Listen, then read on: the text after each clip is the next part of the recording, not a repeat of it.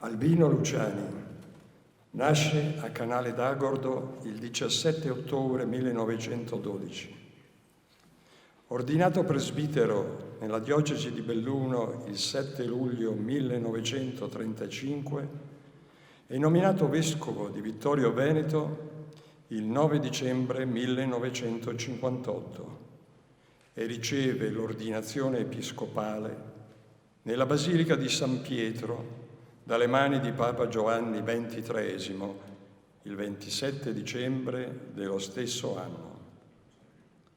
L'11 gennaio 1959 lascia la sua amata Belluno per giungere a Vittorio Veneto.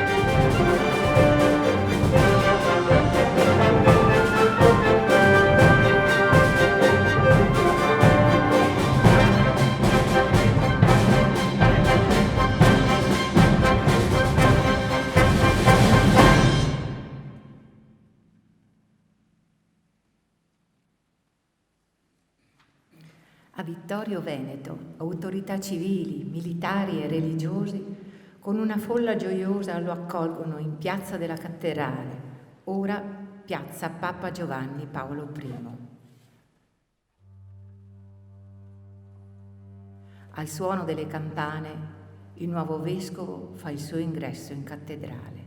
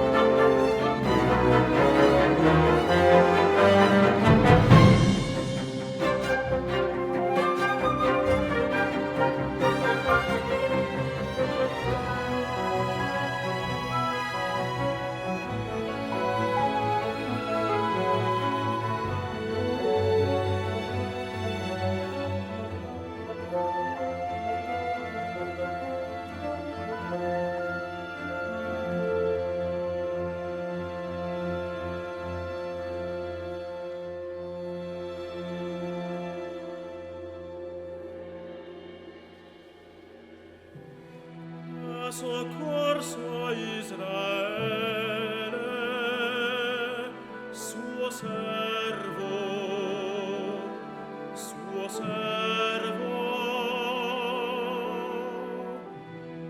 ricordandosi della sua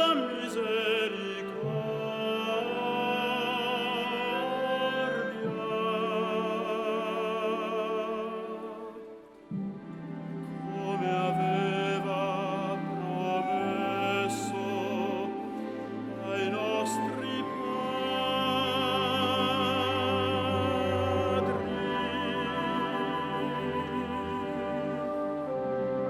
ad Abramo e alla sua discendenza.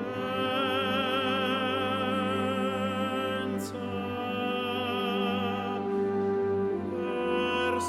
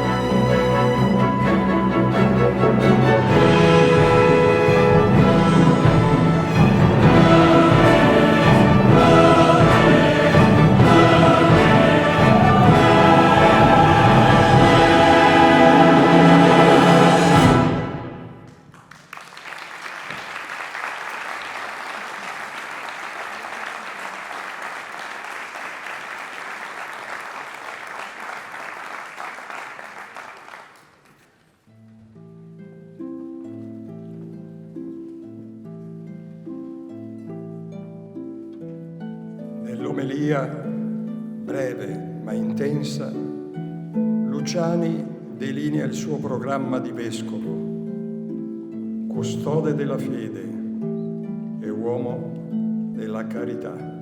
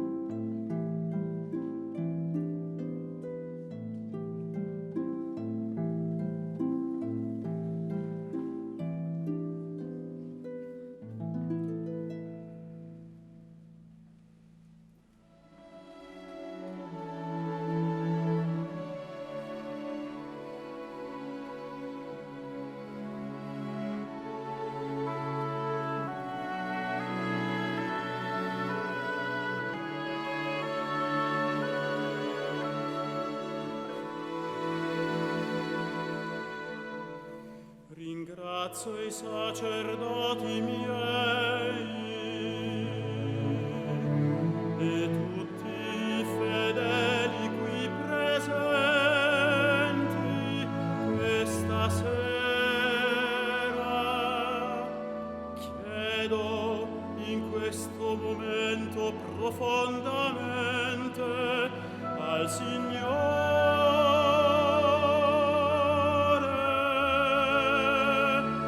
la grazia di non essere indegno ai miei predecessori, la grazia di poter veramente essere in mezzo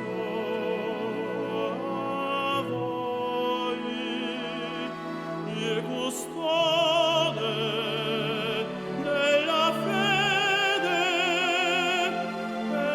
dell'uomo della carità. Il mio insegnamento di vescovo scende a voi non semplice,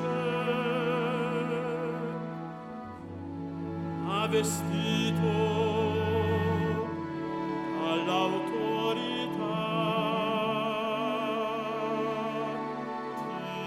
divina.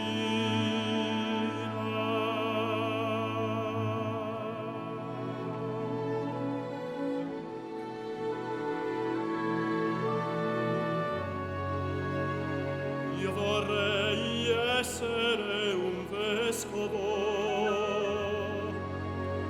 maestro e servitore, voler bene al prossimo, compatire, aiutare, sopportare, perdonare. Ecco un bel programma adatto a noi vescovi, adatto a tutti i sacerdoti, adatto anche a tutti coloro che vogliono essere veramente cristiani.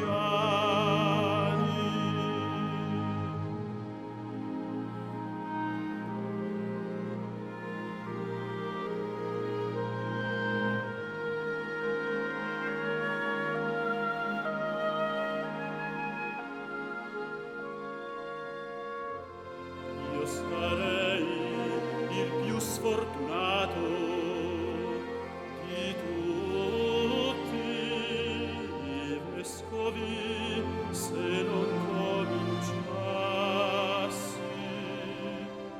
il mio ministero, soprattutto da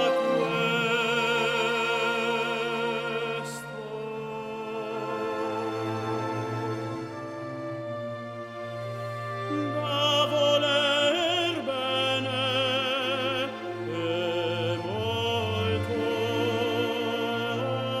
bene alle vostre anime, alle vostre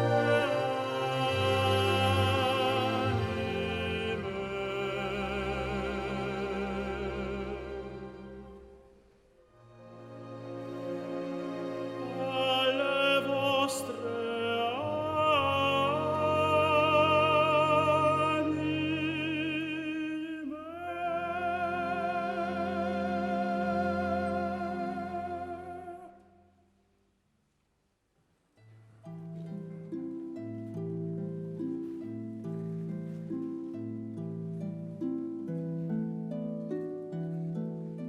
Terminata la cerimonia, riceve in seminario l'anello episcopale già di Monsignor Carraro e quindi sale al castello di San Martino.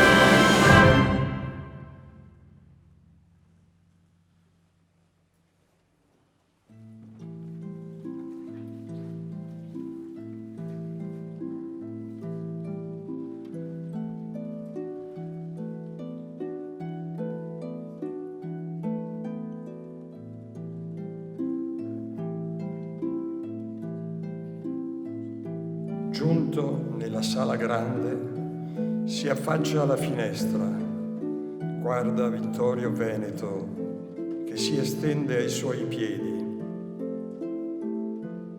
e benedice la città sua.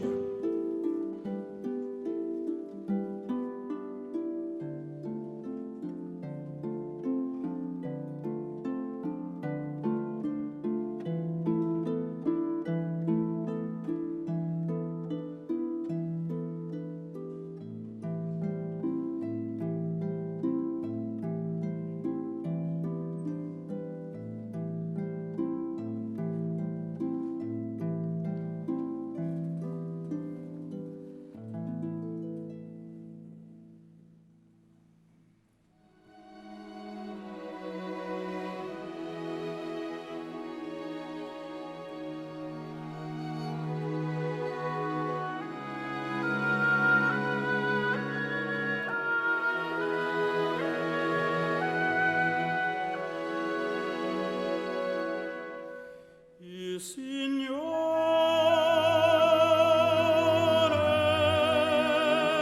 benedica questa mia cara città e questa mia diocesi.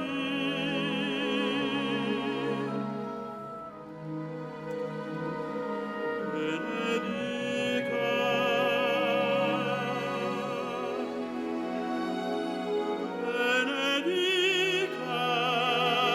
quanti soffrono nello spirito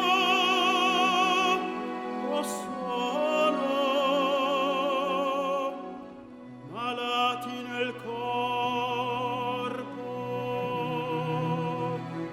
perché la mia venuta sia per loro.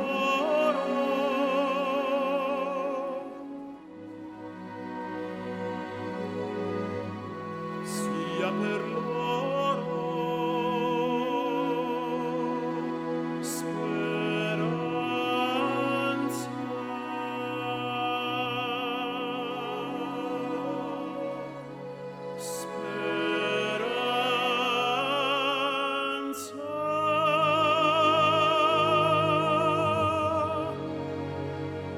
Speranza di vita piena.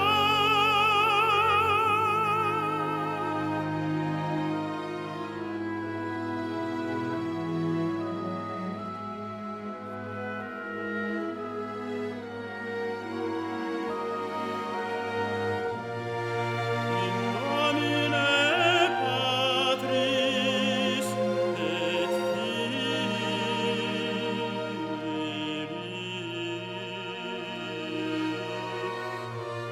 et Spiritus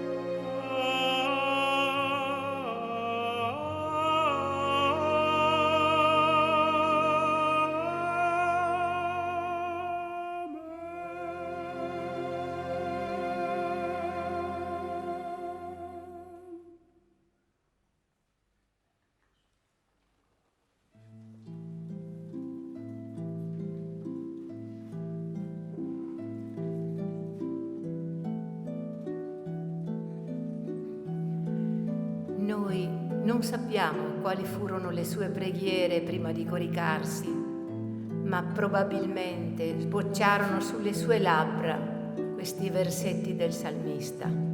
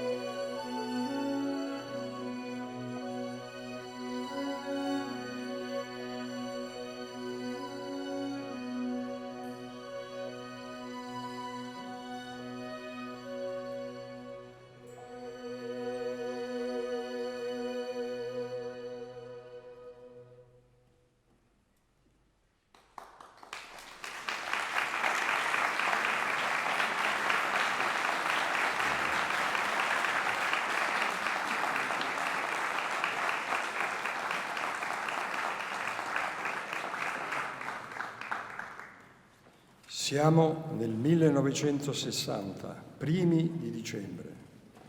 Il vescovo Luciani riceve in castello vescovile esponenti delle ACLI, della CISL e del comitato di lotta della Zoppas per conoscere i motivi dell'avvertenza.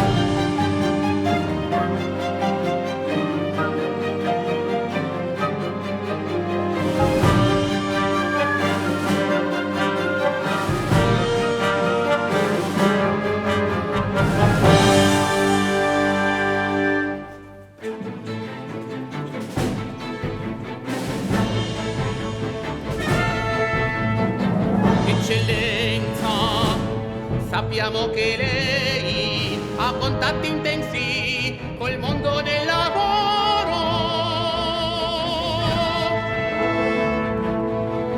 Ha seguito la controversia della mensadria. Ha visitato gli operai nelle fabbriche. Ai loro problemi.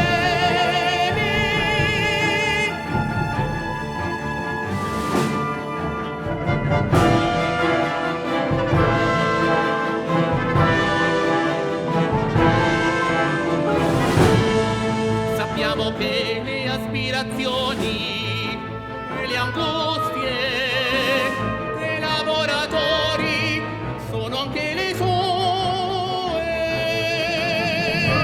Vogliamo esporre i motivi e le aspirazioni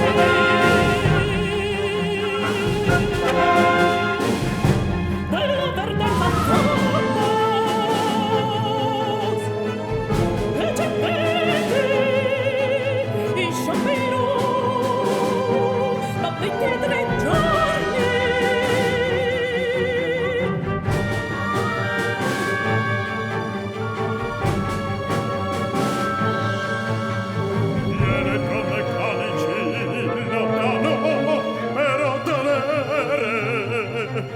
Un contratto integrativo nazionale di categoria.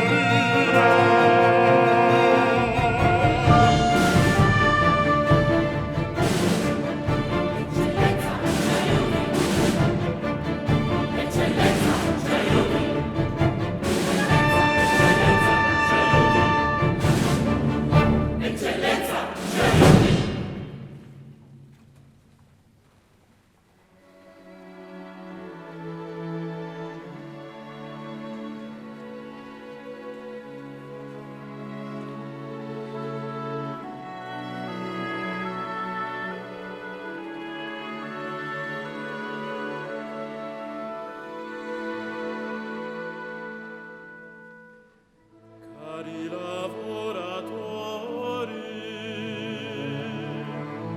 esiste una dignità del lavoro come diritto e dovere, al diritto alla paga sufficiente per sé e per tutta la famiglia, all'importanza di sentirsi parte della vita dell'azienda.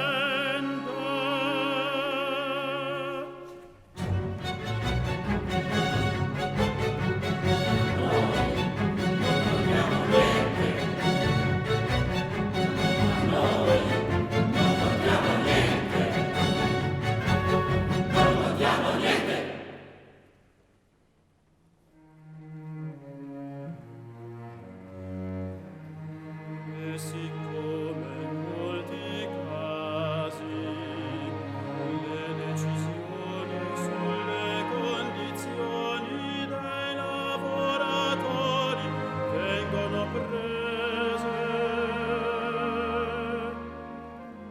ad alto livello,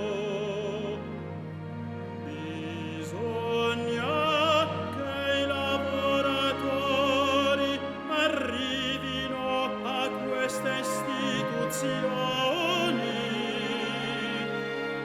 di ordine più elevato e da lassù incoraggiare tutta la vita del lavoro.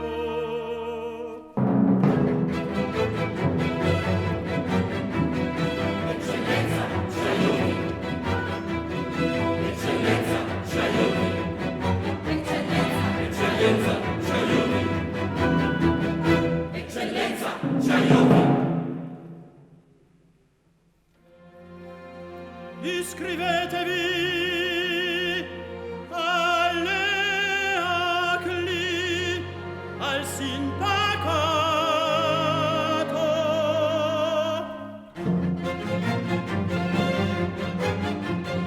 Eccellenza, ci aiuti! Eccellenza, ci aiuti! Eccellenza, ci aiuti! Eccellenza, ci aiuti!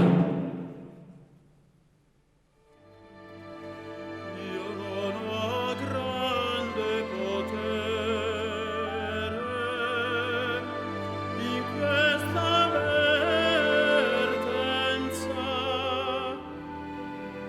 ma vi offro 50.000 lire a sostegno delle famiglie più bisognose.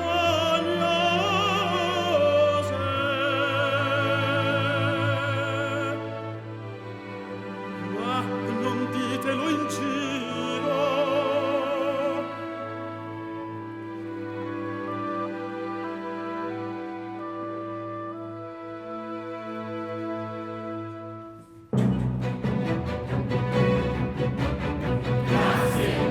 Eccellenza!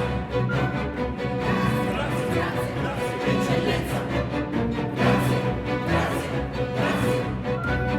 Grazie, eccellenza!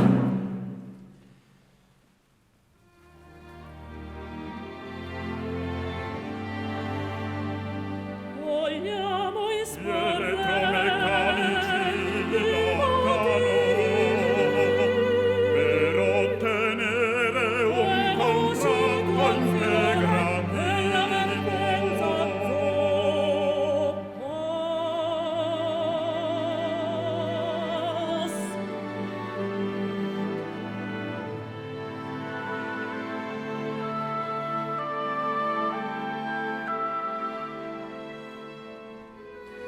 I cattolici hanno il dovere della solidarietà. vogliamo esporre i Devono organizzarsi e stare per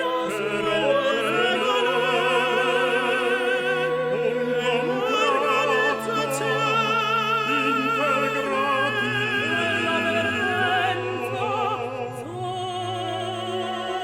io racconto sempre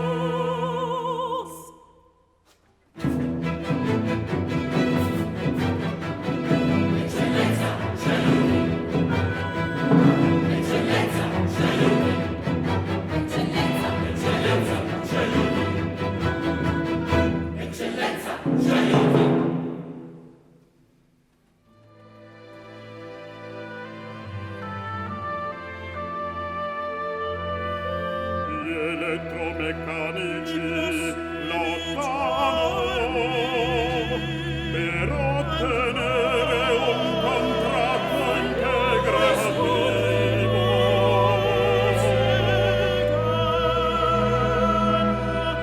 Per incontrare elettromeccanici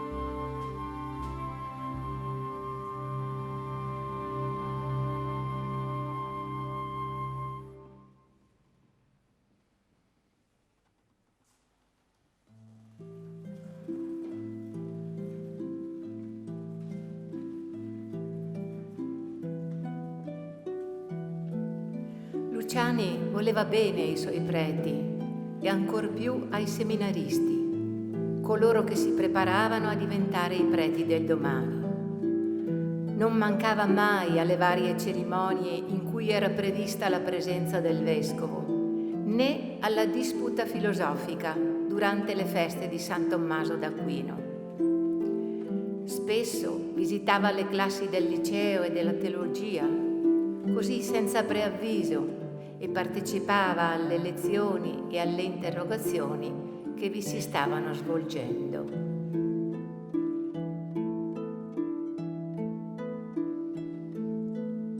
Quella mattina, in una pausa del concilio, eravamo nel 1966, entrò nel secondo corso teologico, dove una trentina di teologi stava assistendo alla lezione di pastorale, e si inserì per esprimere alcune riflessioni.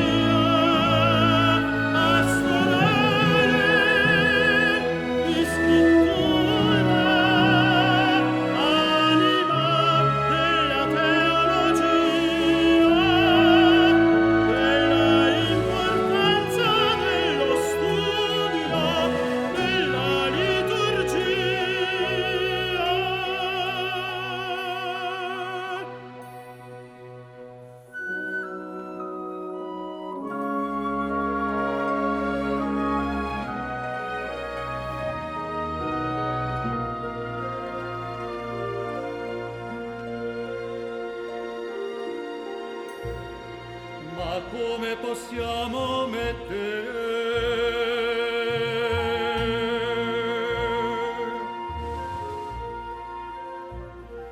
insieme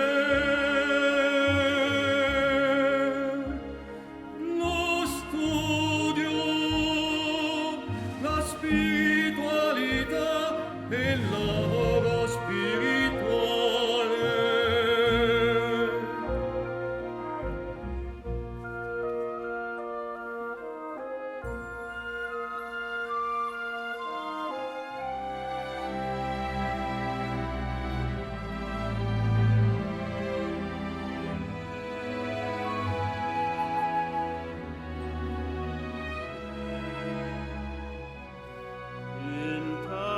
Intanto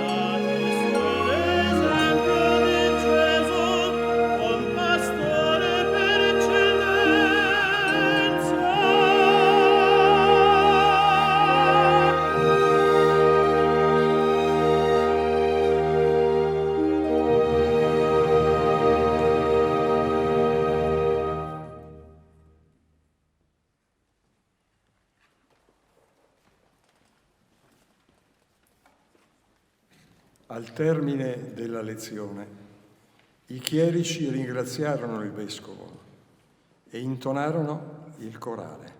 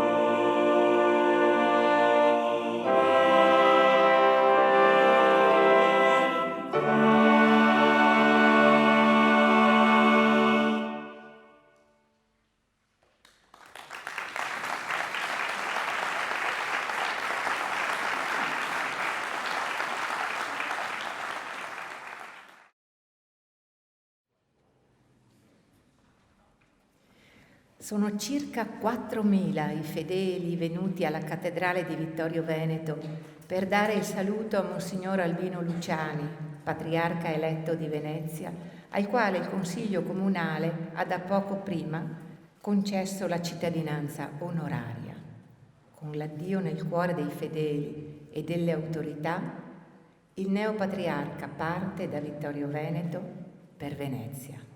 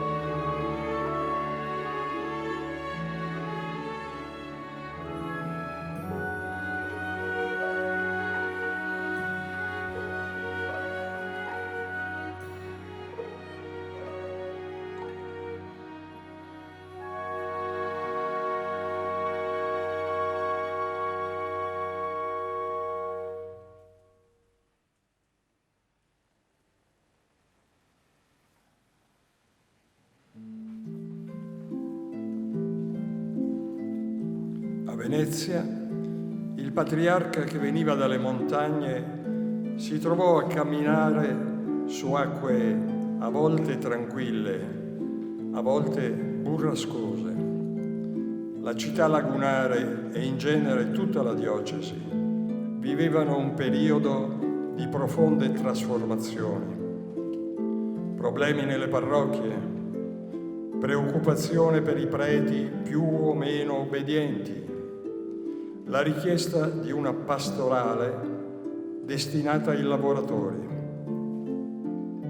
Luciani partecipò alla vita politica, sociale e culturale della sua comunità, da uomo e da vescovo, ricambiato con affetto dai suoi fedeli.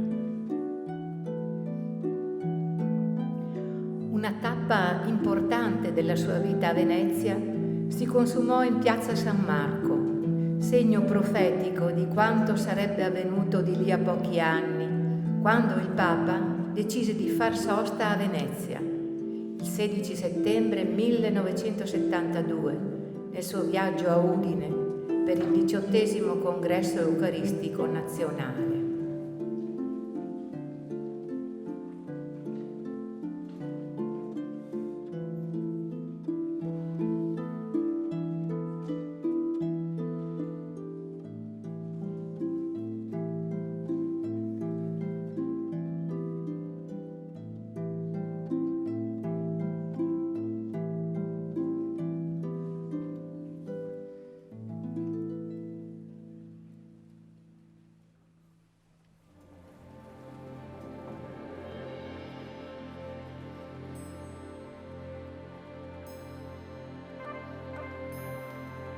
Passando di qua per raggiungere Udine, dove si celebra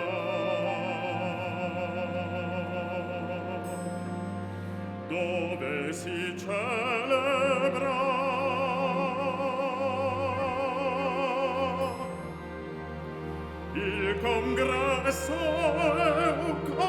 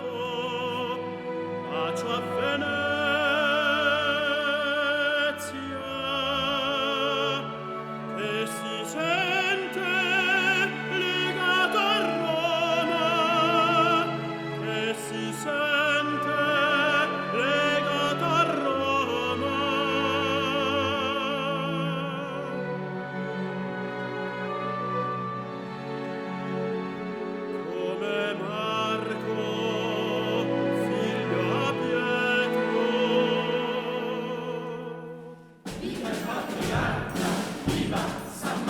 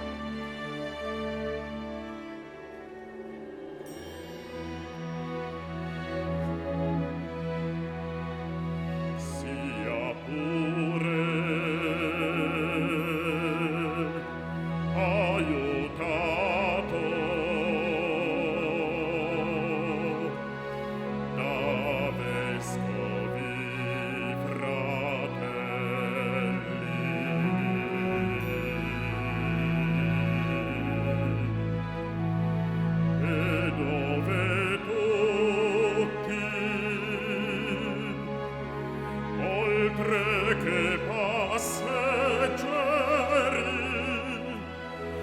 siamo equipaggio.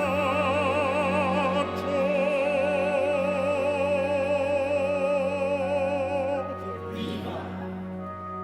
E viva il Papa!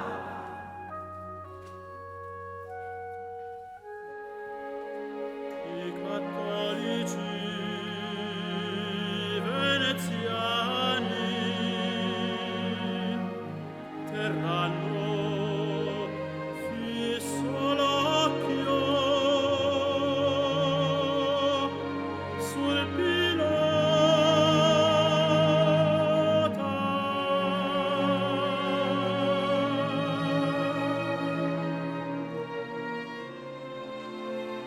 e le seguiranno i cieli e le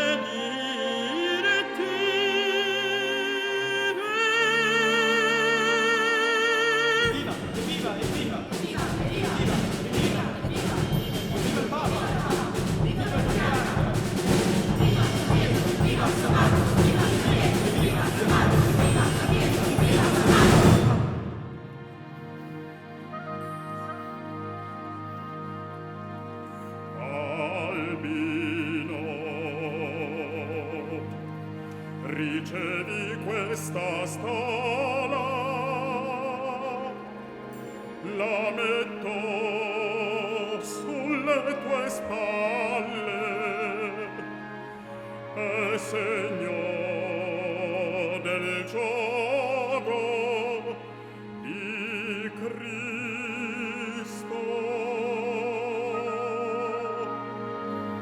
E vorrei che il peso del servizio pontificale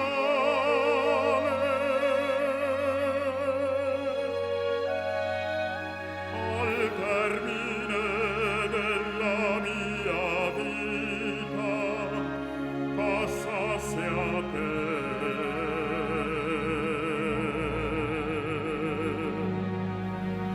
Da figlio a padre e il rosso di questa stola indice di martirio che si riflette sul tuo volto, nel tuo volto.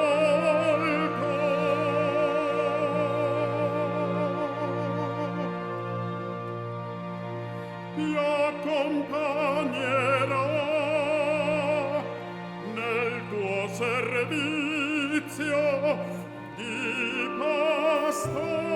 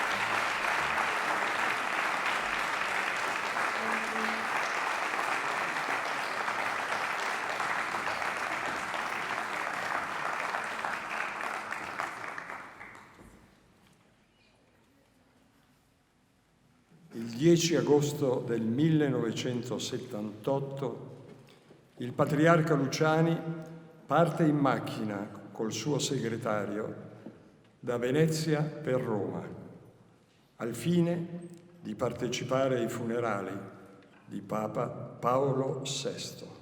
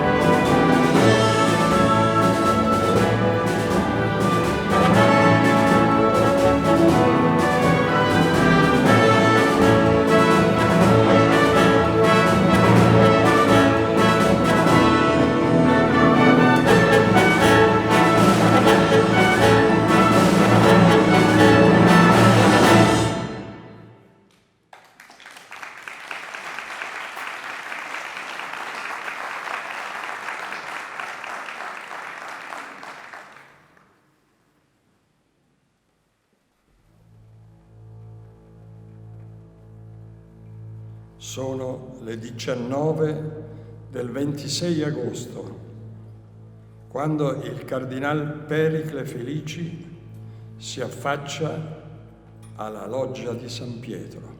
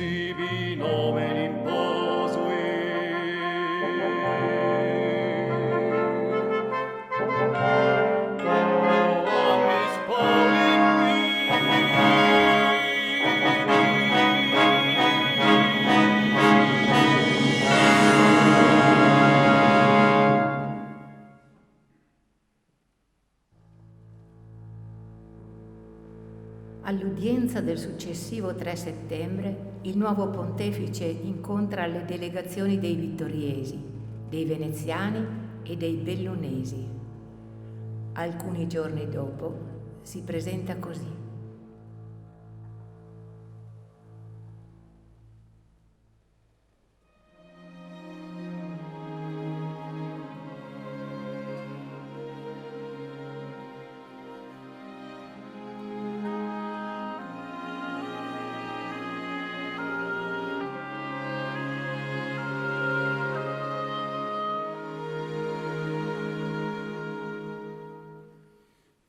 Dico a tutti i romani e a tutti i cristiani,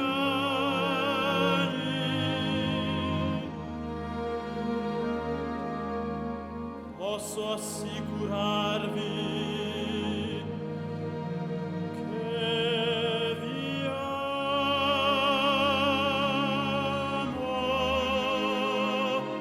che desidero entrare al vostro servizio e mettere a disposizione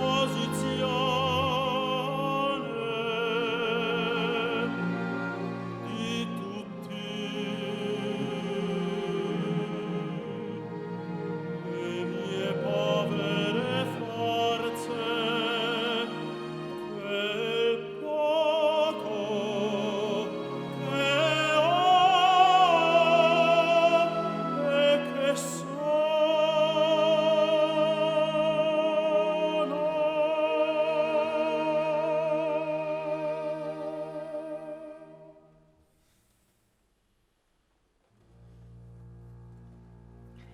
Alle udienze generali del 13, 20 e 27 settembre, Papa Luciani parla di fede, speranza, carità.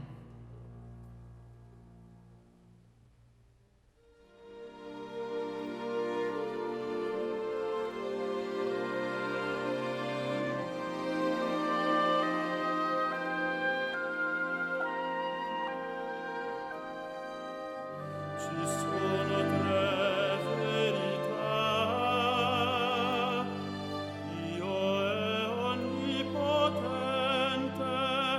Dio mi ama immensamente, Dio è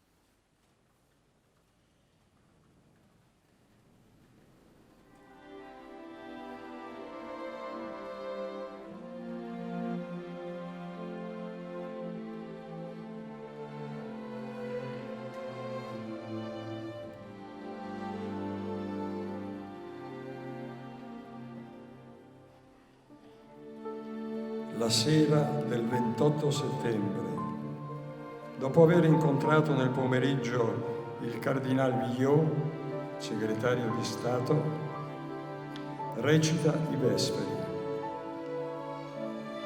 Si siede alla tavola per la cena con i segretari. Quindi saluta le suore.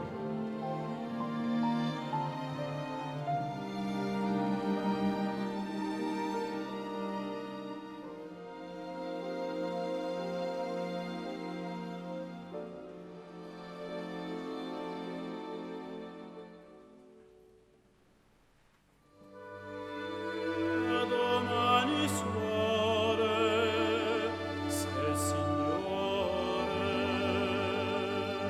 vuole.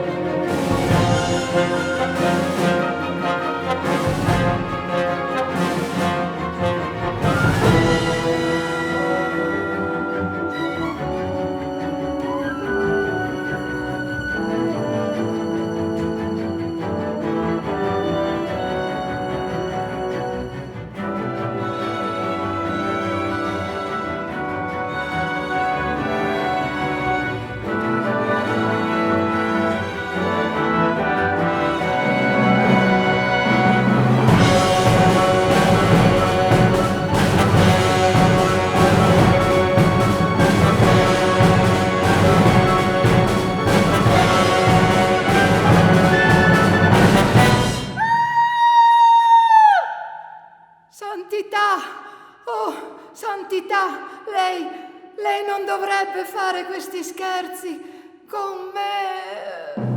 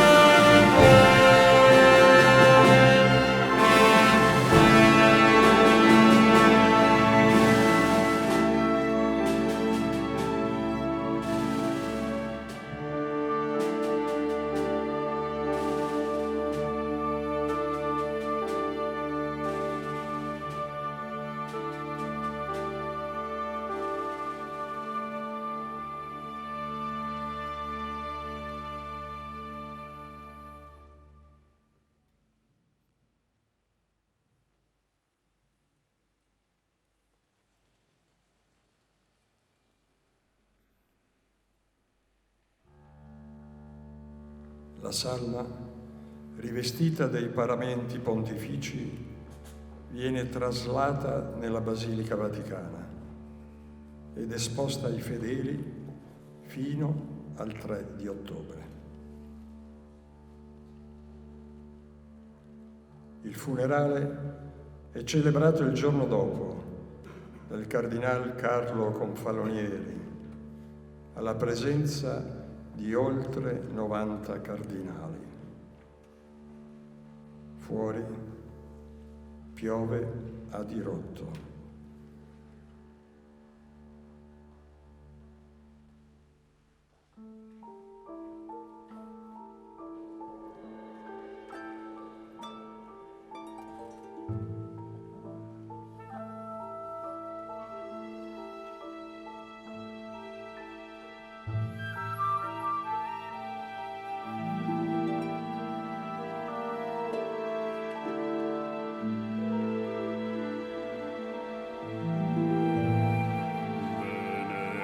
Venerabili fratelli, in Cristo Gesù,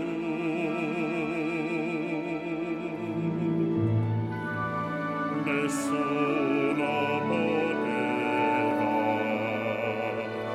pensare che a 33 giorni di distanza dal suo pontificato fossimo qui a dare l'estremo saluto a lui, Papa Giovanni Paolo I.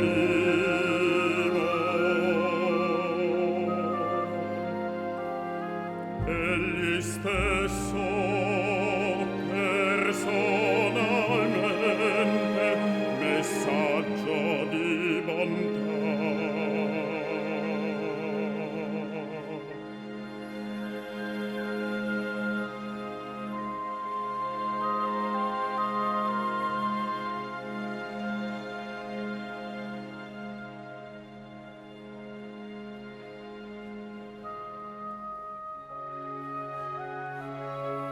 Ha invocato la pace,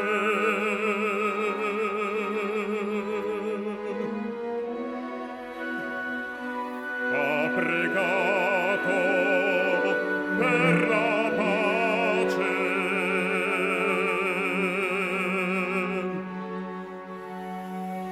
ha avuto sete di giustizia per tutti, per gli oppressi, i sofferenti,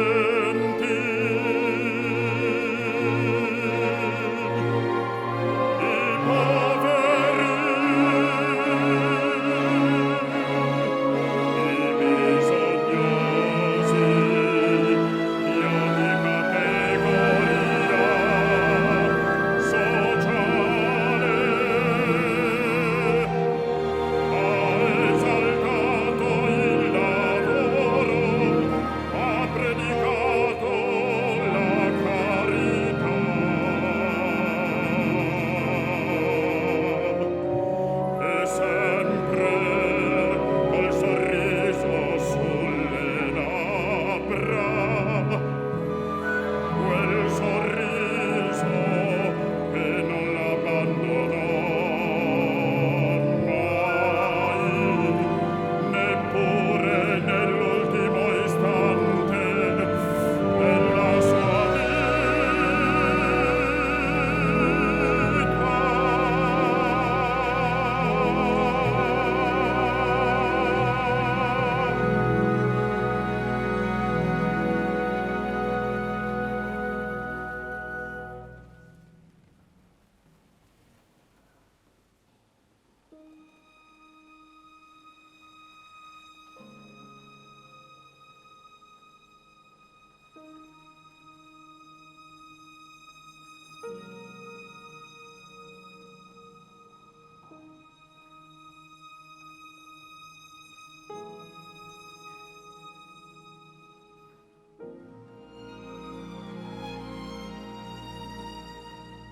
Ove